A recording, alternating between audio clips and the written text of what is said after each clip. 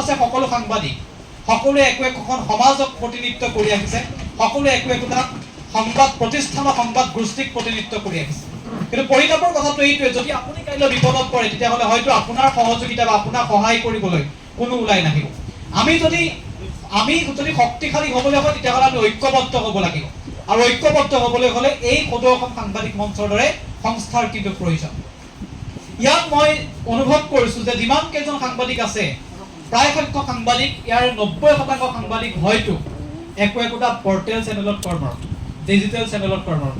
এটা ধাৰণা বৰ্তমান সমাজ ব্যৱস্থাত চলি আহিছে, একাংশ এনে সাংবাদিক আছে যি হাতত মোবাইল ফোনটো লৈ নিজকে সাংবাদিক বুলি কয় আৰু তেওঁ অষ্টম শ্ৰেণী উত্তীৰ্ণ নহয়। হাতত মোবাইল ফোনটো লৈ গাঁৱে গাঁৱে ঘূৰি দালালি কৰি সাংবাদিকতাক বদনাম কৰি আহিছে। এটা ফেচবুক পেজ খুলি তেওঁ নিজকে সাংবাদিক বুলি ভাবে, এটা ফেচবুক পেজ খুলি তেওঁ গাঁৱত এনেকুৱাকে সাংবাদিকতাক বদনাম কৰিছে যে সাংবাদিক বুলি ক'বলৈ আমি আজি লাজ অনুভৱ কৰোঁ যে মই সাংবাদিক।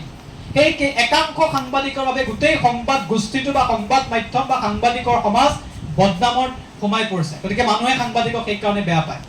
এই সময়ত আপোনালোক যিসকলে ইয়াত সাংবাদিকতা কৰি আহিছে, মই নিশ্চিতভাৱে মই বিশ্বাস কৰোঁ যে সকলোৱে একো একোটা প্ৰতিষ্ঠিত সংবাদ প্ৰতিষ্ঠানৰ কৰ্মৰত।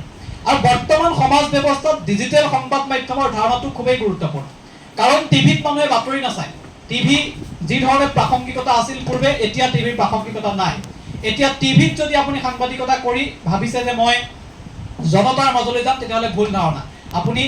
আমি সময়ৰ সোঁতত, সময়ৰ লগত আমি খোজ মিলাই যাবই লাগিব, আৰু সময়ৰ লগত যদি আমি খোজ মিলাই যাবলৈ হয় তেতিয়াহ'লে আমি ডিজিটেল সংবাদ মাধ্যমক আমি লগত লৈহে আগবাঢ়িব লাগিব। কাৰণ এতিয়া বিশ্বায়নৰ যুগ, এটা ডিজিটেল মাধ্যমৰ যুগ, গতিকে আমি পৰ্টেলতে কাম কৰিব লাগিব।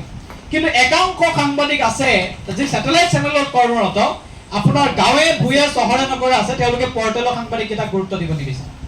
তেওঁলোকে কি কৰে যে পৰ্টেলত যদি সাংবাদিকতা কৰিছে তেওঁ সাংবাদিক নহয় বুলি ক'ব বিচাৰে। কিন্তু মই এইটো কথা মই ডাঠি ক'ব পাৰোঁ যে পৰ্টেলত যিসকলে কাম কৰিছে তেওঁলোকো সাংবাদিক। কাৰণ যিসকলে ভাল সাংবাদিকতাক ভাল পাই আহিছে তেওঁলোকে নিশ্চিতভাৱে তেওঁলোকৰ ডিগ্ৰী আছে, নিশ্চিতভাৱে তেওঁলোকে শিক্ষিত মানুহ। গতিকে সাংবাদিকতাক ভাল পাই মানুহে সাংবাদিক হ'বলৈ আহে, সাংবাদিকতাক সেৱা হিচাপে গ্ৰহণ কৰি মানুহে সাংবাদিকতা কৰে। ইয়াত যিমান সংখ্যক সাংবাদিক আছে, মই বিশ্বাস কৰোঁ যে কোনো চেনেলে আপোনালোকক দৰমহা নিদিয়ে, তাৰপিছত আপোনালোকে সাংবাদিকতা কৰি আছে গাঁৱে ভূঞে। আজি যদি 38 ডিগ্ৰী চেলচিয়াছ ক'ৰবাত গৰম আছে, তাৰপিছত আপোনালোকে সাংবাদিকতা কৰি আছে। আপোনালোকক যেতিয়া ক'ৰবাত যদি কাৰোবাৰ মাৰ্ডাৰ হৈছে, আপোনালোকক যেতিয়া কোৱা হয় বাতৰিটো লাগে, বাট কৰি বাই আপোনালোক 2-3 কিলোমিটাৰ, 4 কিলোমিটাৰ, 20 কিলোমিটাৰ পৰ্যন্ত গৈ বাতৰিটো সংগ্ৰহ কৰি আহিছে। তাৰ বিনিময়ত কিন্তু কাৰ্যালয়ে আপোনালোকক পৰ্যাপ্ত ধন দিয়া নাই আৰু বা দিব নোৱাৰে, সেইটো মই বিশ্বাস কৰোঁ, মই জানো ভালকৈ।